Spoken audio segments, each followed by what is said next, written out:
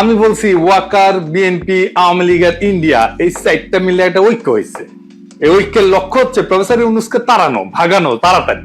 এতে স্যার পক্ষেরই লাভ। রাষ্ট্রটায় কোনো সংস্কার হবে না, যা আগে ছিল তাই থাকবে, ঘুরে মাগুর স্যাং। আর্মির জেনারেলরা যে আকাম করছে, গুম খুনে যুক্ত ছিল, সেটার বিচার হবে না। জুলাই আগস্ট বিপ্লবে ওয়াকারের আর্মি গুলি করে মানুষ মারিছে। গতকালই নেত্র নিউজে একটা রিপোর্ট আসছে, 5ই আগস্ট সকালে আর্মি টার্গেট কইরা মাথায় গুলি কইরা মানুষ মারছে, টার্গেট কইরা, বিনা উস্কানিতে। এই যে এটা দেখে নিয়েন, খুব ভালো রিপোর্ট করছে এটা। এইগুলার বিচার যেন না হয়, এইটা ওয়াকার চায়। যারা গুম খুনে যুক্ত ছিল তাদের যেন বিচার না হয়, বিডিআর হত্যাকাণ্ডের যেন বিচার না হয়, শুনেন তার মুখেই। এই বর্বরতা কোনো সেনা সদস্য করেনি, সম্পূর্ণটাই তদানীন্তন বিজিবি সদস্য দ্বারা সংঘটিত। Full stop. এখানে কোনো ইফ এবং বাট নাই। এই ওয়াকারের নেতৃত্বেই প্রাণঘাতী অস্ত্র দিয়া বিক্ষোভকারীদের গুলি করে মারা হয়েছে। আয়নাঘর ভিজিট করতে বাধা দিছে প্রফেসর ইউনূসকে। নিজে গেছে ভিজিট করতে, ওই গেছে ভিজিট করতে। ওর আর্মি অফিসাররা তো এই কাজ করেছে, ওই গেছে, যায় নাই। হাসনাতকে ডাইকা হুমকি দিছে, পরিশুদ্ধ আওয়ামী লীগ আনবে। ইন্ডিয়া সিকুট দিছে, ইনক্লুসিভ নির্বাচন করে। ওয়াকার এরপর থেকে কে হুয়া করে সিকুট দিচ্ছে, ইনক্লুসিভ নির্বাচন করে। এই ঐক্যে বিএনপির কি লাভ? সে আর একটা আওয়ামী লীগ হয়ে উঠতে পারবে, ফ্রি স্টাইলে লুটপাট করবে, ভোটার ছাড়া নির্বাচন করবে, গুম খুন শুরু করবে। করছিল তো 2 কোটি নাকি ভোটার, না 1.5 না 2 কোটি ভোটার, ভুয়া ভোটার তালিকা করছিল। ক্রস ফায়ার করবে, ক্রস ফায়ার তো শুরু করছিল বিএনপি, জানেন তো। এটা নিয়ে আসিচ্ছি আর একটা এপিসোড কইরা। আওয়ামী লীগের লাভ, তার বিচার হবে না। এত জুলুম চালানোর পরে যে দলটা নিশ্চিন্ন হয়ে যাওয়ার কথা ছিল, সে আবার ফিরে আসবে রাজনীতিতে। 75-এর পরে ফিরে আসিছে যেভাবে, সেভাবে। আর ইন্ডিয়া, হাসিনা যা দিছে, যা ইন্ডিয়া সারা জীবন মনে রাখবে, সেটা অব্যাহত থাকবে। সে নদী শুকাবে, সীমান্তে বাংলাদেশি নাগরিক মারবে, বাংলাদেশের বাজারে তার পণ্য বেচবে, ভোমা পেঁয়াজ খাওয়াবে 300 টাকা কেজিতে। তারপরে বলবে তোমাদের রান্নাঘরে চলে না আমাদের খাবার ছাড়া, আমরাই তো তোমাদের খাওয়ায় বাঁচায় রাখতেছি। রোগী ধরে নিয়ে যাবে ইন্ডিয়ায়। তারপরে বলবে আমাদের এখানে না আসলে তোমাদের গতি কি? চিকিৎসাই তো হবি না তোকে। বাংলাদেশের চাকরির বাজারে সব টপ পজিশন গুলো নিয়ে নেবে। আর কি ট্রানজিট নেবে বাংলাদেশের মধ্যে দিয়া। এই তো প্রফেসর ইউনূস অসংখ্যবার বলছে ডিসেম্বর থেকে জুনের মধ্যে নির্বাচন দিবে। এই সময়টা লাগবে তার সংস্কার করতে। এটা সহ্য হতেছে না, কারণ সংস্কার করলে তো সেই রাষ্ট্রে যথেচ্ছাচার চালানো যাবে না, ভারতীয় আধিপত্য চালানো যাবে না, লুটপাট চালানো যাবে না, আয়না ঘর বানানো যাবে না। এই সংস্কার কেন দরকার একটু বুঝে দেখি, আসেন। রাষ্ট্র কিছু প্রতিষ্ঠানের মিলিত শক্তি। একটা বিল্ডিং যেমন থামের উপরে খাড়ায় থাকে না, রাষ্ট্র দাঁড়ায় থাকে ইনস্টিটিউটের উপরে। যেমন ধরেন আদালত একটা ইনস্টিটিউট বা প্রতিষ্ঠান, আমলাতন্ত্র বা ব্যুরোক্রেসি একটা প্রতিষ্ঠান, মিডিয়া একটা প্রতিষ্ঠান, সেনাবাহিনী একটা প্রতিষ্ঠান, পুলিশ একটা প্রতিষ্ঠান, এমনকি বাজার একটা প্রতিষ্ঠান, অর্থনৈতিক ব্যবস্থা একটা প্রতিষ্ঠান, শেয়ার মার্কেট একটা প্রতিষ্ঠান, নির্বাচন কমিশন একটা প্রতিষ্ঠান। এগুলো কিসের উপরে টিকে থাকে, কার্যকর থাকে কিভাবে? একটা জিনিসে, একটা মাত্র জিনিসে এগুলো কার্যকর থাকে, সেটা হচ্ছে ট্রাস্ট বা বিশ্বাস। আপনার আদালতের উপরে বিশ্বাস থাকতে হবে যে আপনি ওখানে যে ন্যায় বিচার পাবেন। পুলিশের কাছে গেলে আপনি নিরাপত্তা পাবেন, বিশ্বাস থাকতে হবে। নির্বাচনে অবাধে ভোট দিতে পারবেন, এই বিশ্বাসটা থাকতে হবে। প্রশাসনের কাছে গেলে বিনা ঘুষে সেবা পাবেন, এই বিশ্বাস থাকতে হবে। আর্মি আমার রাষ্ট্রকে নিরাপত্তা দেবে, এই বিশ্বাসটা থাকতে হবে। সরকারি হাসপাতালে গেলে রোগের সুচিকিৎসা পাবেন, এই বিশ্বাসটা থাকতে হবে। শেয়ার মার্কেটে গেলে নিরাপদে বিনিয়োগ করতে পারবেন, এই বিশ্বাসটা থাকতে হবে। বাজারে স্বাস্থ্যসম্মত নিরাপদ পণ্য পাবেন সুলভে, এই বিশ্বাসটা থাকতে হবে। তো আপনি কি এইগুলা পান না? আপনি ভোট দিতে পারেন না। ঘুষ ছাড়া ফাইল নড়ে না। বাজার ফাংশন করে না। আপনাকে চাঁদা দিতে হয় ব্যবসা করার জন্য। ব্যাংকে টাকা রাখলে লুট হয়ে যায় সেই টাকা। শেয়ার মার্কেটে আপনার টাকা লুট হয়ে যায় বছরের পর বছর। ওয়াকার বলে আর গুলি চালাবে না সেনাবাহিনী, আর সেই দিনই নিরস্ত্র শান্তিপূর্ণভাবে বিক্ষোভ করা মানুষকে টার্গেট করে মারে ওয়াকারের সেনাবাহিনী। তো বিশ্বাস আছে? থাকে না। যে সেনাবাহিনী দেশ রক্ষা করার কথা, সে আয়না ঘর বানায় ক্যান্টনমেন্টের মধ্যে, যেখানে পশুর মতো বন্দি করে রাখে মানুষদের দিনের পর দিন। আর কত বলবো? এই বিশ্বাসটাই ডেমোক্রেসি। শুধু ভোট দেওয়াটা ডেমোক্রেসি না, ভোট ডেমোক্রেসির একটা পার্ট। হাসিনা যে শুধু ভোট দিতে দেয় নাই তা না, সে ইনস্টিটিউট গুলোকে ধ্বংস করছে, ফলে রাষ্ট্র নাই হয়ে গেছে, ভেঙ্গে পড়ছে একেবারে। এইগুলা থেকে বিশ্বাস বা ট্রাস্ট নাই করে দেওয়া হয়েছে। সে বিশ্বাসকে প্রতিস্থাপন করছে কি দিয়া? ভয় দিয়া, টেরর দিয়া। ডেমোক্রেসির মধ্যে বিশ্বাসকে ভয় দিয়া প্রতিস্থাপন কইরা স্বৈরাচার হয়, ফ্যাসিবাদ হয়। আপনি চিন্তা করে দেখেন, আপনার জীবন কাটতো ভয়, সারাক্ষণ ভয়, চাকরির ভয়, সম্পদ হারানোর ভয়, অপমানের ভয়, জেলে যাওয়ার ভয়, গুম হওয়ার ভয়, মাস্তানির শিকার হওয়ার ভয়। প্রফেসর ইউনূসের সরকারের টাইম লাগতেছে কেন সামাল দিতে? কারণ ভয় দিয়ে তো প্রফেসর ইউনূস শাসন করতেছে না, আর ইনস্টিটিউট গুলো তো দাঁড়ায় নাই। এই যে গ্যাপ, এই টাইমে রাষ্ট্র এই অবস্থাতেই থাকবে। সেই জন্যই সংস্কার। এই সংস্কার না হইলে ভয় দিয়ে শাসন করতে হবে, যেই আসুক ক্ষমতায়। তাই বলি যে বিএনপি স্বৈরাচার হয়ে উঠতে হবেই, মাপ নাই যদি রাষ্ট্রের সংস্কার না হয়। এই সংস্কারে বাধা দেওয়ার জন্য ইন্ডিয়া আর বিএনপি উর্দি পড়া মাস্তান নিছে, সে হইতেছে ওয়াকার। ওয়াকার সেই উর্দি পড়া মাস্তান ইন্ডিয়া আর বিএনপি। সে ওয়াকার ইন্ডিয়ার স্বার্থে দেশের রাজনৈতিক গতিমুখ অন্যদিকে ঘুরে দিতেছে। কিভাবে? আমরা জানি ইন্ডিয়া ওয়াকার হাসিনার বোন জামাই। শুধু তাই না, সে একজন ইন্ডিয়া অনুরাগী ব্যক্তি।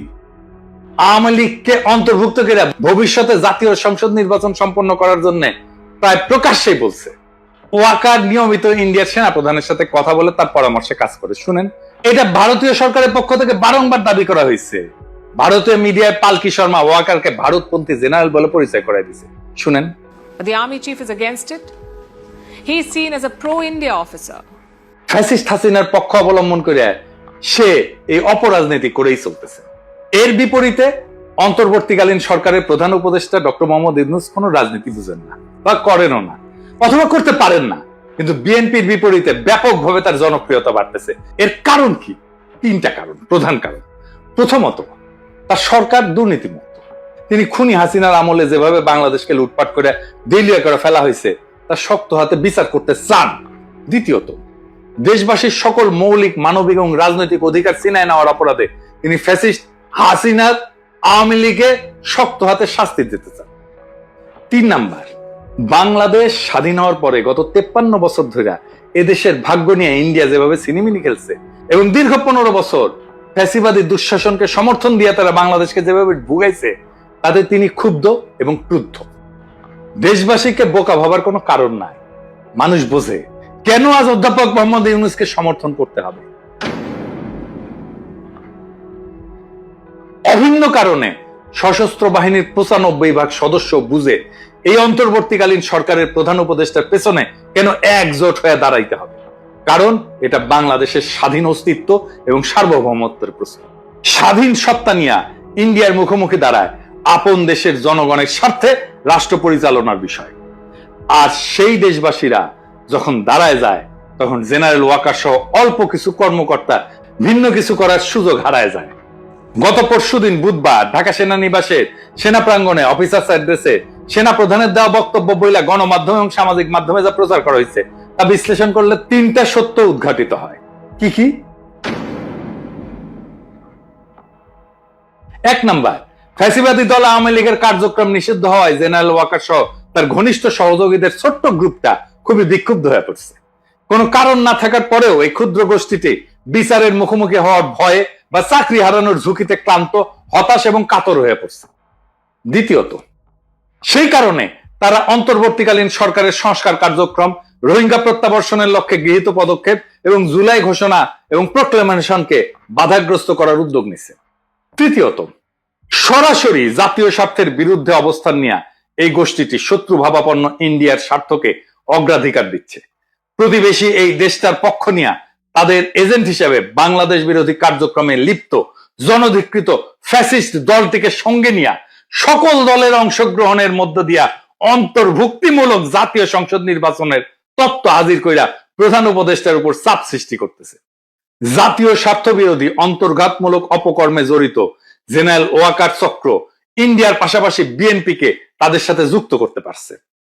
লক্ষ্য করলে দেখবেন, একদিকে ইন্ডিয়া একের পর এক বাংলাদেশের স্বার্থ বিরোধী নানান ব্যবস্থা নিচ্ছে, অন্যদিকে বিএনপি দেশব্যাপী অস্থিতিশীলতা সৃষ্টি করার লক্ষ্যে লাগাতার ভাবে নানা ক্ষতিকর কর্মসূচি দিয়ে যাচ্ছে।